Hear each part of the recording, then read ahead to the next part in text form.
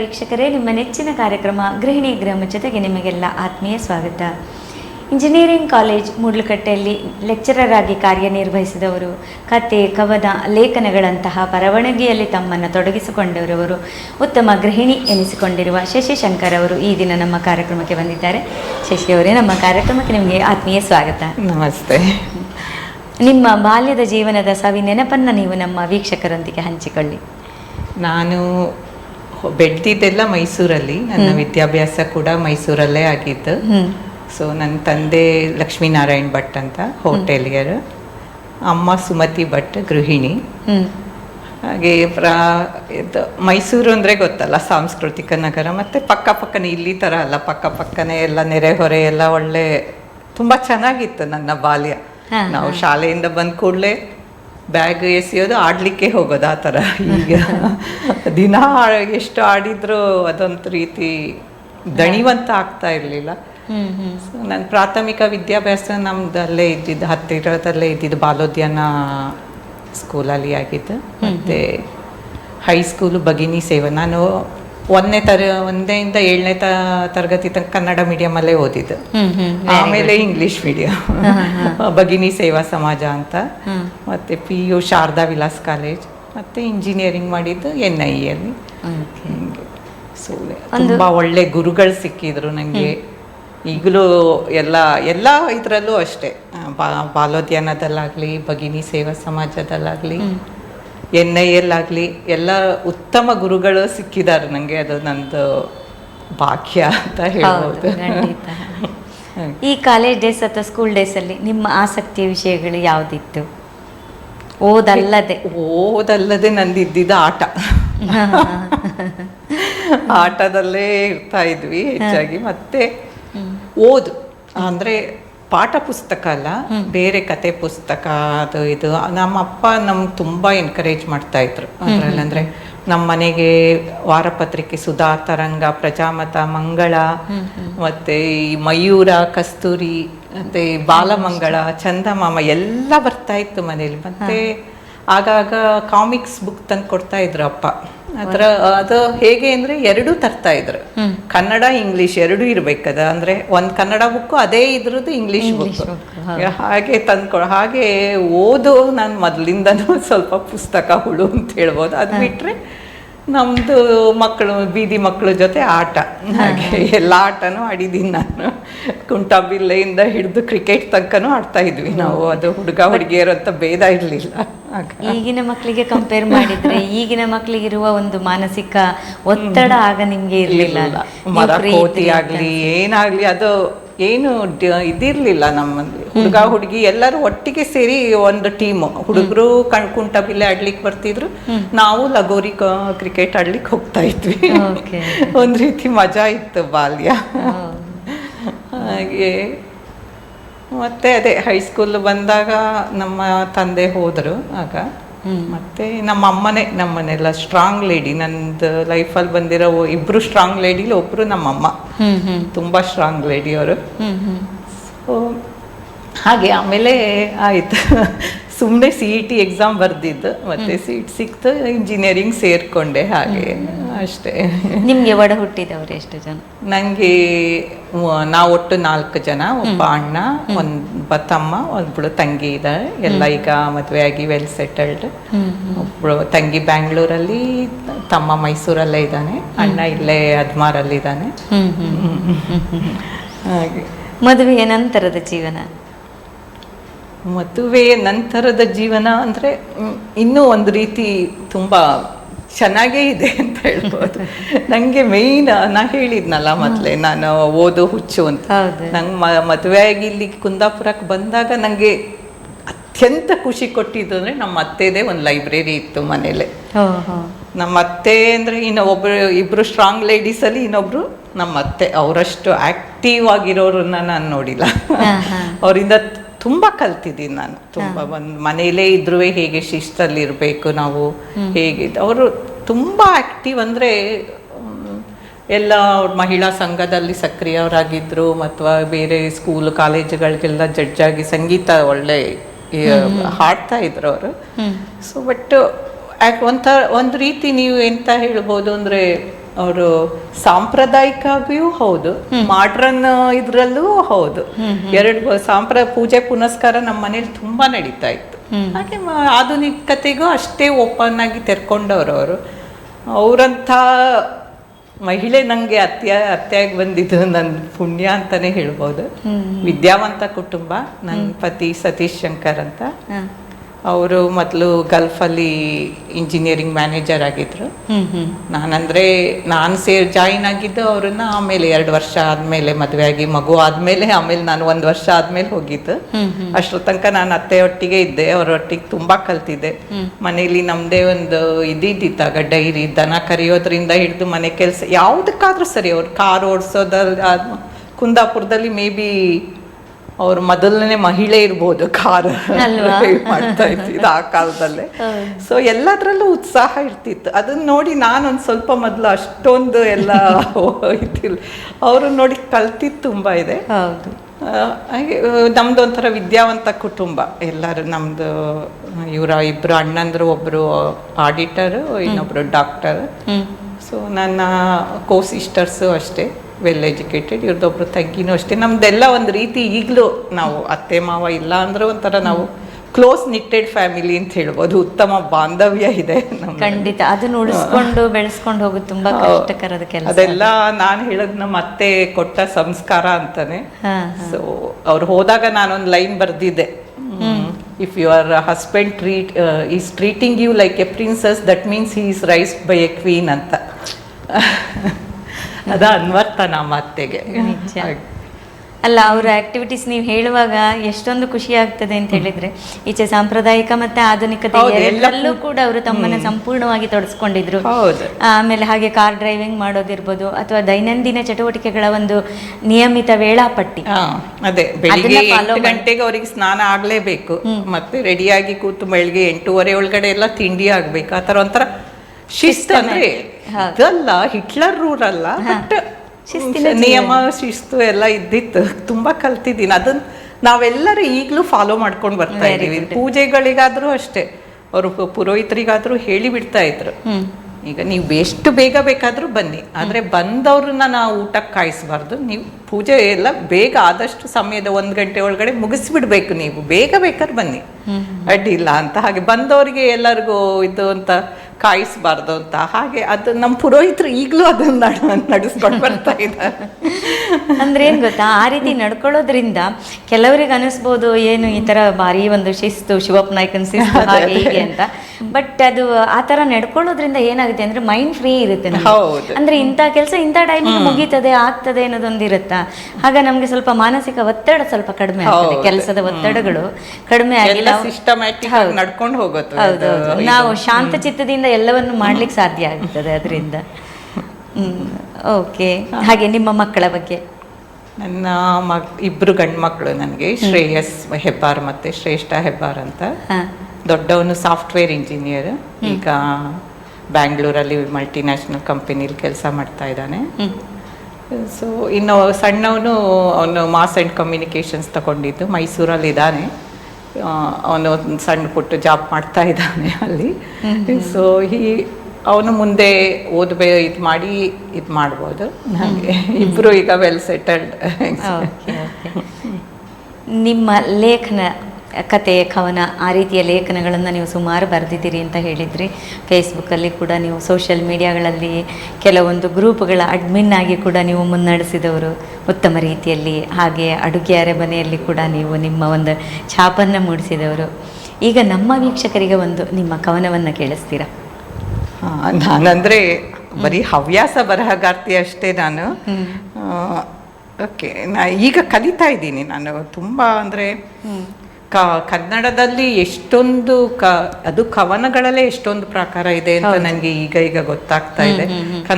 ಹಳೆಗನ್ನಡದಲ್ಲಿ ಹೇಳೋದಂತೆ ಪದ್ಯ ಅಂದ್ರೆ ಹೆಣ್ಣಿಗೆ ಹೋಲ್ಸೋರಂತೆ, ಗದ್ಯ ಅಂದ್ರೆ ಗಂಡಸಿಗೆ. ಹಾಗೆ ಪದ್ಯ ಅಂದ್ರೆ ಅಲಂಕಾರಗಳು ಬೇಕು ಅಂತ ಹೇಳಿ ಅದೆಲ್ಲ ಈಗ ಛಂದಸ್ಸು ಎಲ್ಲ ಈಗ ಕಲಿತಾ ಇರೋದಷ್ಟೇ ನಾನು. ನೀವು ಹೇಳಿದ್ದು ಒಂದು ಮಾತು ಒಳ್ಳೇದಾಯ್ತು. ಏನಂತ ಹೇಳಿದ್ರೆ ಮುಂಚಿನ ಕಾಲದಲ್ಲಿ ಅಂದ್ರೆ ನಾವು ಟೆಕ್ಸ್ಟ್ ಬುಕ್ ಅಲ್ಲಿ ನಾವು ಓದ್ತಾ ಇರುವಾಗ ಹಳಗನ್ನಡದ್ದು ಪದ್ಯಗಳು ಲಘು ಗುರು ಹಾಕ್ಲಿಕ್ಕೆ, ಅದರಲ್ಲಿ ಮತ್ತೆ ಅಲಂಕಾರಗಳು, ಅದೆಲ್ಲ ಈಗ ನನಗೆ ಮತ್ತೆ ನೆನಪಾಗ್ತಾ ಇದೆ. ಈಗ ಮಾತ್ರೆಗಳು ಮತ್ತೆ ಪ್ರಾಸ, ಅದು ಒಂದು ಸಾಲಿನಲ್ಲಿ ಎಷ್ಟು ಮಾತ್ರೆಗಳು ಇರ್ಬೇಕು ಅದೆಲ್ಲ ಒಂದು ಚೌಕಟ್ಟೊಳಗೆ ಬರಿತಾ ಇದ್ರು. ಬಟ್ ಈಗ ಹಾಗಿಲ್ಲ, ಅವರ ಒಂದು ಭಾವನೆಗೆ ಅವರು ಅಕ್ಷರ ರೂಪದಲ್ಲಿ ಇಳಿಸ್ತಾರೆ ಅಷ್ಟೇ. ಇದು ಒಂದ್ ರೀತಿ ಚೆನ್ನಾಗಿದೆ, ಅದು ಒಂದ್ ರೀತಿ ಚೆನ್ನಾಗಿದೆ. ಸೊ ಎರಡರಲ್ಲೂ ಸ್ವಲ್ಪ ಪಳಗ್ತಾ ಇದೀನಿ ನಾನು. ಇನ್ನು ಹಾಗೇನು ಇದಲ್ಲ. ಒಂದು ಗಜಲ್ ಬರ್ತಿದ್ದೀನಿ, ಅದೊಂದು ಹೇಳ್ತೀನಿ. ಮುಗಿಲಿನಲ್ಲಿ ಕರಿಮೇಘಗಳ ಒಟ್ಟಾಗಿಸಿದೆ ಆಷಾಢ, ಮುಗಿಲಿನಲ್ಲಿ ಕರಿಮೇಘಗಳ ಒಟ್ಟಾಗಿಸಿದೆ ಆಷಾಢ, ನೇಗಿಲ ಯೋಗಿ ಮೊಗದಲ್ಲಿ ಸಂತಸವ ಮೂಡಿಸಿದೆ ಆಷಾಢ. ಮಣ್ಣು ಹಸನಾಗಿ ಸಜ್ಜಾಗಿದೆಯೇ ಬಿತ್ತನೆಗೆ ಭೂ ಒಡಲು, ಕಣ್ಣು ಕೋರೈಸುವ ಮಿಂಚಿಲ್ಲದೆ ಮಳೆಯ ಸುರಿಸಿದೆ ಆಷಾಢ. ವಟವಟ ಮಂಡು ಕಾಲಾಪ ಬರಿಸಿದೆ ನಿಶೆಯ ನಶೆ, ಚಟಪಟ ಸುರಿವ ಮಳೆಯಲ್ಲಿ ನವಿಲ ಕುಣಿಸಿದೆ ಆಷಾಢ. ವಟವಟ ಮಂಡು ಕಾಲಾಪ ಏರಿಸಿದೆ ನಿಶೆಯ ನಶೆ, ಚಿಟಪಟ ಸುರಿವ ಮಳೆಯಲ್ಲಿ ನವಿಲ ಕುಣಿಸಿದೆ ಆಷಾಢ. ಇಳೆಗೆ ಇನಿಯನ ಪ್ರೀತಿಯ ಸಿಂಚನ ತಂಪಾಗಿಸಿದೆ, ಇಳೆಗೆ ಇನಿಯನ ಪ್ರೀತಿಯ ಸಿಂಚನ ತಂಪಾಗಿಸಿದೆ, ಚಳಿಗೆ ಸಂಗಾತಿಯ ವಿರಹ ತಾಪದ ಹೆಚ್ಚಿಸಿದೆ ಆಷಾಢ. ಚಳಿಗೆ ಸಂಗಾತಿಯ ವಿರಹ ತಾಪವ ಹೆಚ್ಚಿಸಿದೆ ಆಷಾಢ. ಅಂಬುದದ ಮುಸುಕು ಮಸುಕಾಗಿಸಿದೆ ರವಿಶಶಿಯ, ಅಂಬುದದ ಮುಸುಕು ಮಸುಕಾಗಿಸಿದೆ ರವಿಶಶಿಯ, ಅಂಬರದಲ್ಲಿ ಹಗಲಿರುಳ ವ್ಯತ್ಯಾಸವ ಮರೆಸಿದೆ ಆಷಾಢ. ಆಷಾಢದ ಒಂದು ಚಿತ್ರಣವನ್ನ ನಿಮ್ಮ ಕವನದಲ್ಲಿ ಕಟ್ಟಿಕೊಡ್ತಾ ಇದ್ದೀವಿ. ಇದೊಂದು ಗಜಲ್ ರೂಪದಲ್ಲಿ ಬರೆಯೋ ಸಣ್ಣ ಪ್ರಯತ್ನ. ಓಕೆ, ಒಳ್ಳೆಯ ಪ್ರಯತ್ನ. ಈಗ ನಿಮ್ಮ ವೃತ್ತಿ ಜೀವನ, ನೀವು ಇದುವರೆಗೆ ನಡೆಸಿಕೊಂಡಂತ ಬಂದ ಒಂದು ಅಧ್ಯಾಪನ ವೃತ್ತಿ ಇರ್ಬೋದು, ಅದರ ಬಗ್ಗೆ ಅಲ್ಲಿಯ ನಿಮ್ಮ ಅನುಭವಗಳನ್ನು ನಮ್ಮ ವೀಕ್ಷಕರೊಂದಿಗೆ ಹಂಚಿಕೊಳ್ತೀರಾ? ಅಂದ್ರೆ ಆರಂಭದಲ್ಲಿ ನೀವು ಎಲ್ಲಿ ಕೆಲಸಕ್ಕೆ ಸೇರ್ಕೊಂಡ್ರಿ? ನಾವು ಮೊದಲು ಅಂದರೆ ಹೇಳಿದ್ನಲ್ಲ, ಮದುವೆ ಆಗಿ 2 ವರ್ಷ ಆದಮೇಲೆ ಗಲ್ಫಿಗೆ ಹೋಗಿದ್ವಿ. ಅಲ್ಲೊಂದು 9 ವರ್ಷ ಇದ್ದು ಬಂದಿದ್ದು ನಾವು. ಅಲ್ಲೂ ನಾನು ಟೀಚ್ ಮಾಡ್ತಾ ಇದ್ದೆ, ಆದರೆ ಸ್ಕೂಲ್ ಲೆವೆಲಲ್ಲಿ. ಅಲ್ಲಿ ಮತ್ತೆ ಬೇರೆ ಆಪ್ಷನ್ ಇರಲಿಲ್ಲ. ಸೊ ಹಾಗೆ ಸ್ಕೂಲ್ ಲೆವೆಲಲ್ಲಿ ಟೀಚ್ ಮಾಡ್ತಾ ಇದ್ದೆ. ಮತ್ತು ಮಕ್ಕಳ ಎಜುಕೇಷನ್ಗೆ ಎಲ್ಲ ಇದಾಗಲಿ ಅಂತ ನಾವು ಬೇಗನೆ 2004 ಇಲ್ಲಿಗೆ ಬಂದಾಯ್ತು ನಾವು ಭಾರತಕ್ಕೆ. ಇಲ್ಲೇ ಬಂದು ಸೆಟಲ್ ಆದ್ವಿ. ಮತ್ತು ಅತ್ತೆ ಮಾವನಿಗೂ ಹುಷಾರಿರ್ಲಿಲ್ಲ. ತೋಟ, ನನ್ನ ಹಸ್ಬೆಂಡಿಗೆ ತೋಟ ಅಂದರೆ ಎಲ್ಲ ತುಂಬ ಇಷ್ಟ. ಸೊ ಅದನ್ನೆಲ್ಲ ನೋಡ್ಕೊಳ್ಳಿಕ್ಕೆ ಅಂತ ಹೇಳಿ ಬಂದ್ವಿ. ಮತ್ತೆ ನಾನು 1 ವರ್ಷ ಸುಮಾರು ಇಲ್ಲೇ ಉಡುಪಿಲೇ ಕನ್ಸಲ್ಟೆನ್ಸಿಲಿ ಕೆಲಸ ಮಾಡ್ತಾ ಇದ್ದೆ. ಹಾಗೇ ಇಂಜಿನಿಯರಿಂಗ್ ಕಾಲೇಜಿಗೂ ಅಪ್ಲೈ ಮಾಡಿದ್ದೆ. ಆಮೇಲೆ ಒಂದು ದಿವಸ ಕಾಲ್ ಬಂತು, ಬನ್ನಿ ಅಂತ. ಆಮೇಲೆ ಹಾಗೆ 2005 ನಾನು ಮೂಡಲಕಟ್ಟೆ ಇಂಜಿನಿಯರಿಂಗ್ ಕಾಲೇಜಿಗೆ ಜಾಯಿನ್ ಆಗಿದ್ದು. ಆಮೇಲೆ ಅಲ್ಲೇ ಒಂದು ಸುಮಾರು ವರ್ಷ ಆದಮೇಲೆ PG ನಾನು ಬರೀ BE ಆಗಿತ್ತು ಮದುವೆ ಆಗುವಾಗ. ಆಮೇಲೆ ನನ್ನ ಮತ್ತೆ 1-2 ವರ್ಷ ಬಿಟ್ಟು ನನ್ನ ಹಸ್ಬೆಂಡ್ ಕೂಡ ಅಲ್ಲಿಗೆ ಜಾಯಿನ್ ಆದರು. ಅವರು ಎಲೆಕ್ಟ್ರಿಕಲ್ ಇಂಜಿನಿಯರ್, ನಾನು ಸಿವಿಲ್ ಇಂಜಿನಿಯರ್. ಸೊ ಮತ್ತೆ PG ಮಾಡಬೇಕಂದ್ರೆ ಎಜುಕೇಷನ್ ಇದರಲ್ಲಿ ಪೋಸ್ಟ್ ಗ್ರ್ಯಾಜುಯೇಷನ್ ಇರಲೇಬೇಕು ಅಂತ ಹೇಳಿ ಮತ್ತೆ ನಿಟ್ಟೆ ಕಾಲೇಜಲ್ಲಿ MTech ಮಾಡಿದ್ವಿ ಇಬ್ಬರು. ಎಲ್ಲರೂ ಕಾಲೇಜ್ ಮೇಟ್ಸ್ ಮದುವೆ ಆದರೆ ನಾವು ಮದುವೆ ಆಗಿ ಕಾಲೇಜ್ ಮೇಟ್ಸ್ ಆಗಿದ್ದು. ಇಬ್ಬರು ಒಟ್ಟಿಗೆ ಹೋಗಿ ಒಟ್ಟಿಗೆ ಬರ್ತಾ ಇದ್ವಿ. ಸುಂದರ ಕ್ಷಣ. ಹಾಗೆ ನಾನು BEಲ್ಲೂ ನನಗೆ 2 ಗೋಲ್ಡ್ ಮೆಡಲ್ ಸಿಕ್ಕಿತ್ತು, ಮತ್ತು ಬೆಸ್ಟ್ ಔಟ್ ಗೋಯಿಂಗ್ ಸ್ಟೂಡೆಂಟ್ ಅಂತ ಕ್ಯಾಶ್ ಅವಾರ್ಡು ಸಿಕ್ಕಿತ್ತು. ಹಾಗೆ MTech ಮಾಡುವಾಗಲೂ ಮದುವೆ ಮಕ್ಕಳು, 2 ಮಕ್ಕಳು ಎಲ್ಲ ಇದ್ರು. ನನ್ನ ಸಣ್ಣ ಮಗ ಚಾಲೆಂಜ್ ಮಾಡ್ದ, ನೀನು ನಮಗೆಲ್ಲ ಓದು ಅಂತ ಹೇಳ್ತೀಯ, ನೀನೀಗ ಓದಿ ತೋರಿಸು.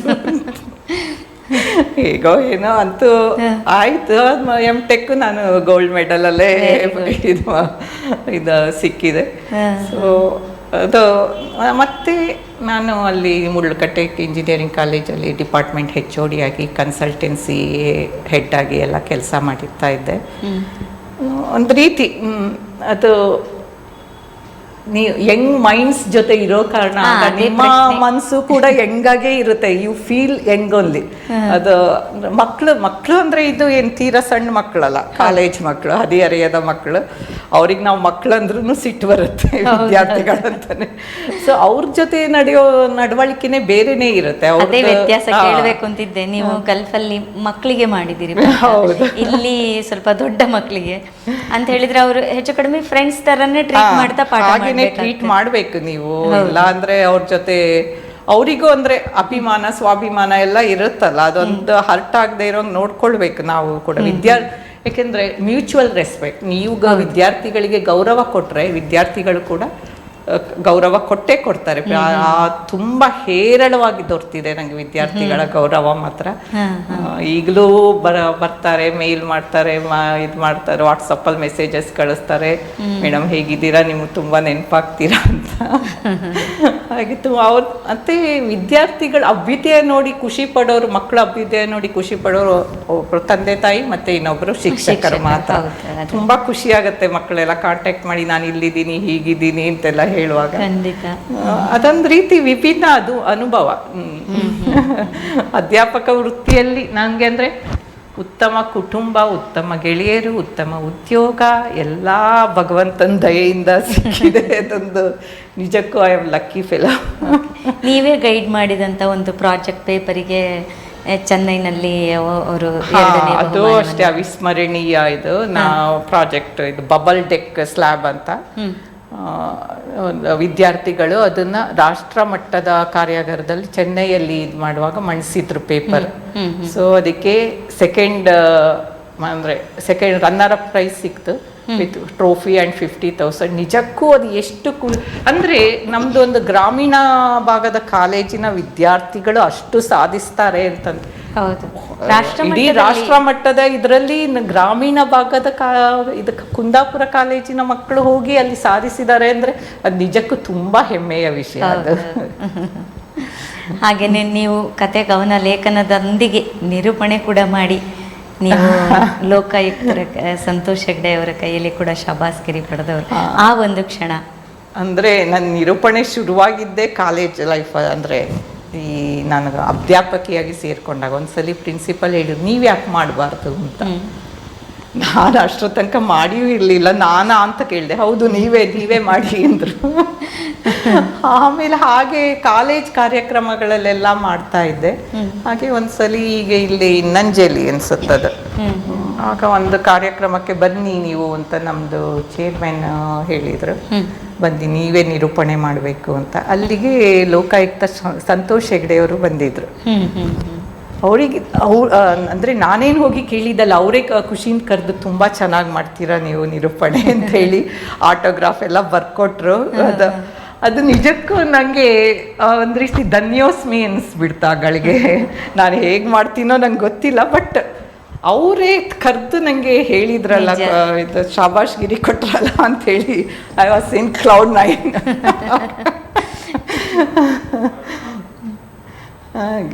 ಅದು ಮತ್ತೆ ಹಾಗೆ ಎಲ್ಲ ಕಾರ್ಯಕ್ರಮಗಳಿಗೆ ಈಗ ನಮ್ಮದು ಫೇಸ್ಬುಕ್ ಗುಂಪು, ನಾನು ಕತೆ ಮತ್ತು ಕವನ ಸ್ನೇಹಿ ಮತ್ತು ಪುಸ್ತಕ ಅವಲೋಕನ ಅಂತ 2 ಫೇಸ್ಬುಕ್ ಗುಂಪಿನ ನಿರ್ವಾಹಕಿಯಾಗಿ ಕೆಲಸ ಮಾಡ್ತಾ ಇದ್ದೀನಿ. ಅದ್ರ ಫಂಕ್ಷನಲ್ಲೂ ಎಲ್ಲ ಸಾಮಾನ್ಯ ನಾನೇ ನಿರೂಪಣೆ ಮಾಡ್ತೀನಿ. ಹಾಗೆ ಅದು ಒಂದು ರೀತಿ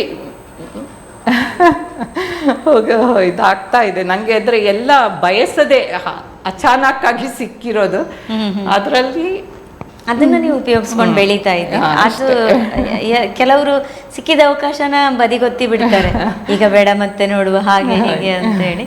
ಬಟ್ ನೀವು ಹೆಣ್ಣು ಮನಸ್ಸು ಮಾಡಿದ್ರೆ ಏನೋ ಮಾಡ್ಬೋದು ಅಂತೇಳಿ ನಿಮ್ಮ ಅತ್ತೆಯ ಪ್ರೇರಣೆಯೊಂದಿಗೆ ನೀವು ಕೂಡ ಖಂಡಿತ ಅವರೇ ಪ್ರೇರಣೆ, ಅತ್ತೆಯೇ ಪ್ರೇರಣೆ ಅಂತ ಹೇಳ್ಬೋದು. ಅವ್ರು ಮತ್ತೆ ಎಲ್ಲದಕ್ಕೂ ಹುರಿದುಂಬಿಸ್ತಾ ಇದ್ರು, ಹೋಗು ನೀನು ಏನಾಗತ್ತೆ ಅಂತ. ಹಾಗಾಗಿ ಅದೊಂದು ಅಂದ್ರೆ ಆದಷ್ಟು ನನ್ನ ಕೈಲಾದಷ್ಟು ಮಟ್ಟಿಗೆ ತೃಪ್ತಿಕರವಾಗಿ ಮಾಡ್ತೀನಿ ಅಂತ ಹೇಳ್ಬೋದು ನಾನು. ಹಾಗೆ ಇಲ್ಲ, ನೀವು ಆಕ್ಚುಲಿ ಒಂದು ಹೆಣ್ಣಿಗೆ ಒಂದು ಮಾದರಿ ಅಂತಾನೆ ಹೇಳ್ಬೋದು. ಬಂದ ಅವಕಾಶಗಳನ್ನೆಲ್ಲ ಮಾದರಿ ಅಂತ ಹೇಳ್ತೀನಿ. ಅವ್ರನ್ನ ನೋಡಿದವರೆಲ್ಲ ಹೇಳ್ತಾರೆ ಸಾಮಾನ್ಯ, ಅವರಿಂದ ಸ್ಫೂರ್ತಿ ತಗೊಂಡಿದ್ದೀನಿ ನಾನು, ಹಾಗೆ ಅಂತ ಹೇಳ್ಬೋದು. ಹಾಗೆ ಅದೇ ನಾನು ಹೇಳ್ದಂಗೆ ಪುಸ್ತಕ ಪ್ರಿಯಳು ಮೊದಲಿಂದನೂ ಓದುವ ಹುಚ್ಚಿತ್ತು. ಮತ್ತೆ ಹೇಳಿದ್ನಲ್ಲ, ಇಲ್ಲಿ ಒಂದು ಸಣ್ಣ ಲೈಬ್ರರಿ ಇತ್ತು, ಹಳೇ ಕಾಲದ ಕನ್ನಡ ಕಾದಂಬರಿಗಳೆಲ್ಲ ನಮ್ಮ ಅತ್ತೆ ಸಂಗ್ರಹದಲ್ಲಿತ್ತು. ಅದಕ್ಕೆ ನಾನು ಇನ್ನೊಂದಷ್ಟು ಸೇರಿಸಿದ್ದೀನಿ. ಈಗ ಸುಮಾರು 500 ಪುಸ್ತಕಗಳ ಮೇಲಿದೆ ನಮ್ಮ ಲೈಬ್ರರಿಲಿ, ಕನ್ನಡ ಇಂಗ್ಲಿಷ್ ಎಲ್ಲ ಇದೆ. ನನ್ನ ಮಕ್ಕಳಿಗೂ ನಾವಿಬ್ರು ತುಂಬಾ, ನನ್ನ ಹಸ್ಬೆಂಡ್ ಕೂಡ ಅಷ್ಟೇ ತುಂಬಾ ಓದ್ತಾರೆ ಪುಸ್ತಕ. ಇದು ಕಾಲೇಜಿಗೆ ಹೋಗುವ ಕಾಲೇಜ್ ಪುಸ್ತಕಗಳದ್ದು ಒಂದು ಲೈಬ್ರರಿ ಇದೆ, ಅದೇ ಬೇರೆ ಲೈಬ್ರರಿ ಇದೆ. ಮಕ್ಕಳಿಗೂ ಅದೇ ನೋಡಿ ನೋಡಿ ಅಭ್ಯಾಸ ಆಗಿ ಅವರಿಗೂ ಓದೋ ಅಭ್ಯಾಸ ಇದೆ. ಅವರು ಎಲ್ಲ ಲೈಬ್ರರಿ ಅವ್ರದ್ದು ಕೊಂಡ್ಕೊಂಡು ಬುಕ್ ಅಂದರೆ ಲೈಬ್ರರಿಗೆ ಸೇರಿಸಿ ನಮ್ಮ ಸಂಗ್ರಹ ತುಂಬ ಹೆಚ್ಚಾಗಿದೆ ಅಂತ ಹೇಳ್ಬೋದು. ಸೊ ಅದು ಮನೇಲಿ ನೋಡ್ತಾನೆ ಕಲಿತಾರೆ ಅಂತ ಮಕ್ಕಳು ಅದಕ್ಕೆ ಹೇಳೋದು. ಅವರಿಗೂ ಅಷ್ಟೇ ತುಂಬಾ ಪುಸ್ತಕಗಳ ಬುಕ್ಗಳು ಓದ್ತಾರೆ ಮಕ್ಕಳು ಕೂಡ. ದೇಶ ಸುತ್ತು ಕೋಶ ಓದು ಅಂತ ಓದಿನಿಂದ ನಮ್ಗೆ ತುಂಬಾ ಜ್ಞಾನ ಸಂಪಾದನೆ ಹೆಚ್ಚಾಗ್ತದೆ ಅದರಿಂದನೂ ಕೂಡ. ಹಾಗೆ ಓದ್ತಾ ಅದೇ ಈ ಫೇಸ್ಬುಕ್ದು ನೋಡಿದಾಗ ನಾನು ಸುಮ್ಮನೆ ಕೆಲವು ಗ್ರೂಪ್ಗಳಲ್ಲಿ ಸುಮ್ಮನೆ ಜಾಯಿನ್ ಆಗಿ ಮೊದಲು ಸುಮ್ಮನೆ ನೋಡ್ತಾ ಇದ್ದೆ. ಆಮೇಲೆ ನೋಡುವ ನಾನು ಒಂದೆರಡು ಟ್ರೈ ಬರೀವಾ ಅಂತ ಹೇಳಿ ಬರೀಲಿಕ್ಕೆ ಶುರು ಮಾಡಿದ್ದೆ. ಹಾಗೆ ಕತೆ ಲೇಖನ ಎಲ್ಲ ಸರಾಗವಾಗಿ ಬರಿತೀನಿ ಈಗ, ಅಷ್ಟು ಎಕ್ಸ್ಪರ್ಟೈಸ್ ಬಂದಿದೆ ಅಂತ ಹೇಳಬಲ್ಲೆ. ಬಟ್ ಕವನದಲ್ಲಿ ಇನ್ನು ಸ್ವಲ್ಪ ಬರಬೇಕು ನನಗೆ. ಅಂದರೆ ಆದಿಪ್ರಾಸ ಅದು ಇದು ಗಣ ಮಾತ್ರೆ ಅದೆಲ್ಲ ತಗೊಳ್ಳುವಾಗ ನಂಗೆ ಏನು ಬರೋದಿಲ್ಲ. ಹಾಗೆ ಬೇಕಾದ್ರೆ ಬರೆದು ಬಿಡ್ಬೋದು. ಬಟ್ ಇದೆಲ್ಲ ಇದು ಮಾಡುವಾಗ ಕಲಿತಾ ಇದ್ದೀನಿ ಇನ್ನು.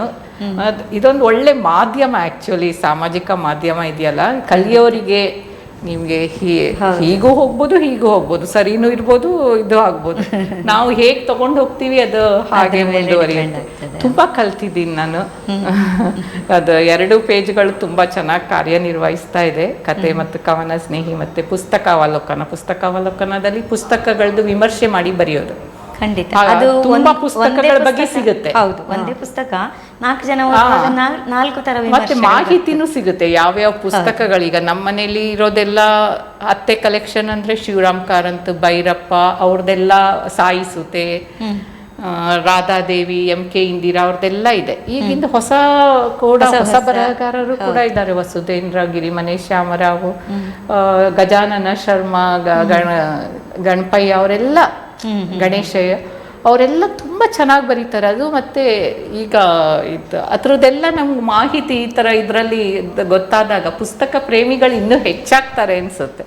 ಹಾಗೆ ಇದು ಕತೆ ಮತ್ತು ಕವನ ಸ್ನೇಹಿಲಿ ಕೂಡ ಅಷ್ಟೇ. ಎಲ್ಲಾ ಪ್ರಕಾರದ ಬರಹಗಳಿಗೂ ನಾವು ಥೀಮ್ಗಳೆಲ್ಲ ಇಡ್ತಾ ಬರ್ತೀವಿ. ಒಂದು ವಾರ ಲೇಖನ ಬರೆಯೋದು, ಒಂದಿನ ಕತೆ ಬರೆಯೋದು, ಕವನ ಬರೆಯೋದು ಅಂತಾಗ ಅಲ್ಲಿ ಸದಸ್ಯರಿಗೂ ಬರೆಯೋಕ್ಕೆ ಪ್ರೇರಣೆ ಉಂಟಾಗುತ್ತೆ. ಈಗ ನೀವೇ ಬರೀರಿ ಅನ್ನೋದಕ್ಕಿಂತ ನಾವು ಒಂದು ವಿಷಯ ಕೊಟ್ಟಾಗ ಬರೆಯೋದು ಸುಲಭ ಅನ್ಸುತ್ತೆ. ಹಾಗೆ ಬರೆದು ತುಂಬಾ ಜನ ಈಗ ತುಂಬಾ ಉತ್ತಮವಾಗಿ ಬರೆಯೋ ಬರಹಗಾರರು ಕೂಡ ಇದ್ದಾರೆ ನಮ್ದು ಇದರಲ್ಲಿ. ನಾನು ಅದನ್ನೇ ಬೆಳೆಸ್ಕೊಂಡು ಬರೀತಾ ಇರ್ತೀನಿ ನಾನು. ಶಶಿ ಅವರೇ, ನಮ್ಮ ಕಾರ್ಯಕ್ರಮಕ್ಕೆ ಬಂದು ನೀವು ನಿಮ್ಮ ಒಂದು ಅನುಭವಗಳನ್ನು ಹಾಗೆ ಕೆಲವು ಉತ್ತಮ ಮಾಹಿತಿಗಳನ್ನು, ಓದಿನ ಬಗ್ಗೆ ಹೆಚ್ಚು ವಿಷಯಗಳನ್ನು ನಮ್ಮ ವೀಕ್ಷಕರಿಗೆ ತಿಳಿಸಿಕೊಟ್ಟಿದ್ದೀರಿ. ಹಾಗೆ ಅದಕ್ಕಾಗಿ ನಿಮಗೆ ನಮ್ಮ ತಂಡದ ಪರವಾಗಿ ತುಂಬ ಹೃದಯದ ಧನ್ಯವಾದಗಳನ್ನು ಅರ್ಪಿಸ್ತಾ ಇದ್ದೇನೆ. ಹಾಗೆ ನಿಮ್ಮ ಈ ಕತೆ ಕವನ ಲೇಖನಗಳನ್ನು ಬರೆಯುವಂಥ ಈ ಒಂದು ಹಾದಿಯಲ್ಲಿ ಇನ್ನೂ ಹೆಚ್ಚಿನ ಸಾಧನೆ ನೀವು ಮಾಡಲಿ ಅಂತ ನಾನು ನಮ್ಮ ತಂಡದ ಪರವಾಗಿ ಹಾರೈಸ್ತಾ ಇದ್ದೇನೆ.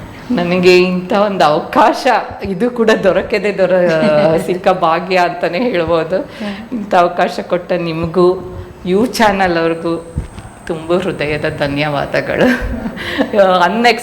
Totally unexpected. ಇದು ನಿಜಕ್ಕೂ ಖುಷಿ. ಇದು ಒಂದು ವರ್ಷದ ಕೊನೆಯಲ್ಲಿ ಸಿಕ್ಕ ಬಂಪರ್ ಬಹುಮಾನ ಅಂತ ಹೇಳ್ಬೋದು ನನಗೆ. ಇನ್ನು ತುಂಬ ಕಾಲ ಇದು ನೆನಪಲ್ಲಿ ಉಳಿಯುತ್ತೆ. Thank you very much. ನಮಸ್ಕಾರ ವೀಕ್ಷಕರೇ, ಇಂದಿನ ಕಾರ್ಯಕ್ರಮವನ್ನು ಇಲ್ಲಿಗೆ ಮುಗಿಸುತ್ತಿದ್ದೇವೆ. ಮತ್ತೆ ಮುಂದಿನ ಎಪಿಸೋಡಲ್ಲಿ ನಿಮ್ಮನ್ನು ಭೇಟಿಯಾಗಲಿದ್ದೇವೆ. ನಮಸ್ಕಾರ.